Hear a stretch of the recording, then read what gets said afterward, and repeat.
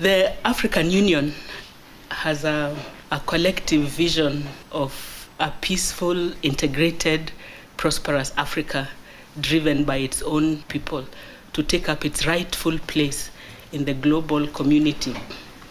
For us in education, this idea that it is driven by its own people means that education is at the core of it. And it also means that education, therefore, has to be designed with this vision in mind, because we believe you can only be what you are educated to be. Yes, in Africa, the need to employ education for development has been identified. And one special area is that of higher education, that African countries need to pay special attention to higher education in their various countries. But within the recent times, we know that emphasis has been on primary education to the neglect of higher education, to the extent that today, higher education in Africa is facing many challenges. I will just mention some of the challenges.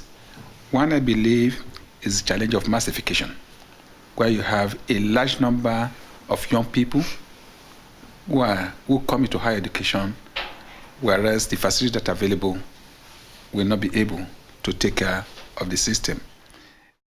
One major challenge in Africa is that lack of harmonized system of higher education due to the different systems in Africa. And to make a harmonized system, the systematic development of curriculum is important. And in that respect, this competence-based curriculum development at subject area level using the tuning methodology is important. In one way, through harmonization, the mutual recognition of academic qualification will be facilitated. It will promote intra-African student mobility. It will also contribute to facilitate credit transfer. Of course, all these things are not simple things. It will have been a challenge. We have chosen the competence-based approach around 2000 because we thought that would be a good answer to the challenges of society of that time, and these are still the same challenges we have to cope with. Competence-based learning focuses on what the student should know and be able to do. And in the world of today that is so rapidly changing, of course that is very, very relevant. I think that one of the advantages of competence-based learning is that it provides the focal point where to address yourself. And I am thinking here about the degree profile, because I think it is very relevant to think of which is the type of person, what is the type of people that we really want to educate, or rather, which is the people that we need for the future society.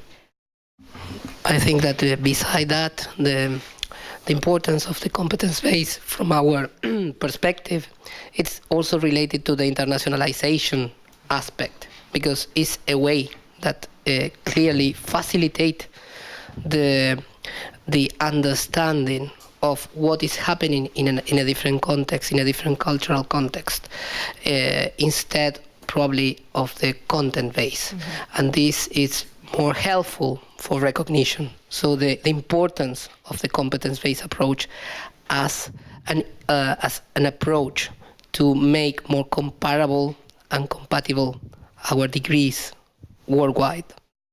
I think I'd pick up on the element of internationalization. At the European Commission, we have a series of policy dialogues across different regions of the world, where we're looking really to enhance cooperation between our universities in Europe and universities globally. And the how can I say, what Tuning has managed to support in this respect is that you're putting academics together across the disciplines, and really the main focus is on the student. You're looking at the competences for the student, you're looking at the relevance of the degree program. I was one of those people who just say, what would be the contribution of tuning to an already existing initiative, which has been by the time pursued by the African Union Commission through the harmonization process. So through the years, I have actually came to learn a lot from what this instrument and this tool could be capable of doing, among many things which have already been discussed by my colleagues, including actually bringing the real players in this whole exercise of the academics themselves, sitting together, chatting amongst themselves what should make up the knowledge composition of a typical medical doctor, for example, or engineer, beyond the borders. So that is one thing which is important for me to articulate the significance of the tuning phase 1. At a personal level, there was so much of my opinions, perceptions, and views and opinions that were challenged and overstretched.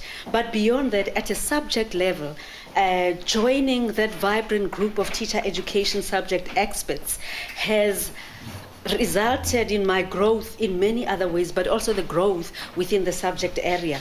At an institutional level, at a national level, taking that look and thinking about the policy issues, for example, within the subject area at the national level, but even beyond, at a continental level, and then at an international level, when you talk about those meta profiles and comparing work outside continental regions, that can never leave an individual in the same place where you are, but not just the individual. It has been a process of knowledge creation, knowledge construction. When I came in the project, I'm actually from the business department, and I was responsible all of a sudden for agriculture.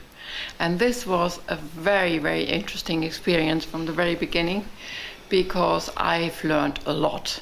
Not because of different systems, because I learned first, Africa is different from the rest of the world, very different, because they have their own agriculture, which is of course comparable to what others do, but there are special needs, especially in subject and generic competences, which were very much in the focus.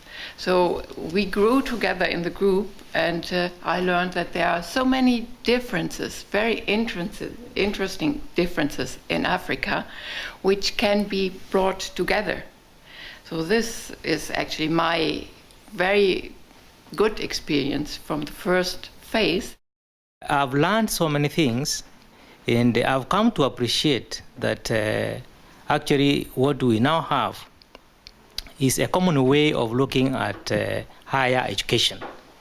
We're looking at higher education in a more structured manner, so that the engineer who is coming from Africa is of comparable level to the engineer who is from Germany. In any case, you realize that students who are coming from Africa and they are doing their studies in Germany, in America, they perform equally as the rest of the students. So this gives hope for Africa. For me, joining the tuning project was the first project I ever worked on higher education. And I must say that if I had known before, I would have worked much earlier on higher education. And you see it also in the people who are just talking.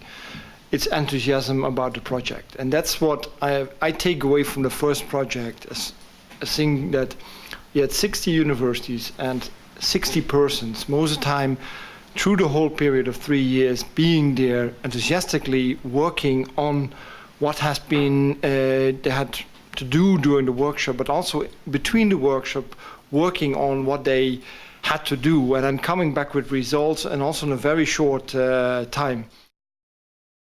Tuning, c'est non seulement un projet par les universités et pour les universités, mais aussi un réseau de communautés d'apprenants. Et tuning, enfin, va pouvoir donner une méthodologie pour pouvoir désigner les profils et mettre en œuvre les programmes et les diplômes. Je dirais donc, s'agissant du tuning, l'Afrique a grandi, l'Afrique est très grande aujourd'hui, elle a 50 ans après les premières indépendances, les systèmes se sont développés. Alors le grand projet de voir une Afrique unie, une Afrique qui se comprenne est toujours pendant. Alors je pense que tuning peut être aussi compris comme ce grand projet de rapprochement des Africains et d'intégration de l'Afrique. Mais quelques problèmes se posent. Comment est-ce que nous allons percevoir les diplômés formés au Nigeria par rapport à ceux formés au Mozambique, par rapport à ceux formés au Cameroun? Comment nous allons pouvoir permettre à un diplôme qui a été émis au Cameroun d'être reconnu au Zimbabwe, par exemple, quoi. Alors, il y a toutes ces problématiques qui se posent et qui font que nous avons besoin de nouveaux outils, d'une nouvelle méthodologie, d'une nouvelle façon de nous comprendre pour que les signaux émis par une université soient parfaitement intégrés et interprétés par l'autre université. Donc, dans ce cadre-là, le programme Tuning Africa, à mon avis, est fondateur. Il est fondateur d'une nouvelle vision du continent qui veut que, au bout du compte, même si les durées d'études sont différentes, qu'on arrive à se dire que, au moins au niveau des compétences, elles sont identiques si et ça a été respecté. Et la comparaison des 5 disciplines a permis de mettre en évidence des compétences génériques au niveau de la licence, et qu'entre un professeur des écoles et puis un ingénieur et également un médecin, eh bien après son premier cycle d'études, il s'avère qu'ils ont acquis ensemble des compétences identiques, comparables. Et la phase 1 de tuning nous a permis aussi de mettre en évidence qu'il y a un profil général à ces diplômes, et qu'à partir de là, eh bien, il y a une grande liberté d'ouverture par la suite. Et donc, il ne faut pas cantonner les étudiants dans un seul métier. Il y a donc tout un chantier qui s'ouvre, et par l'analyse de ces compétences, on va mieux savoir quelle va être la vocation unique pour l'Afrique. Et l'Afrique doit trouver des diplômes utiles aux Africains, non pas pour les envoyer à l'étranger, mais au contraire pour les garder à l'intérieur du continent.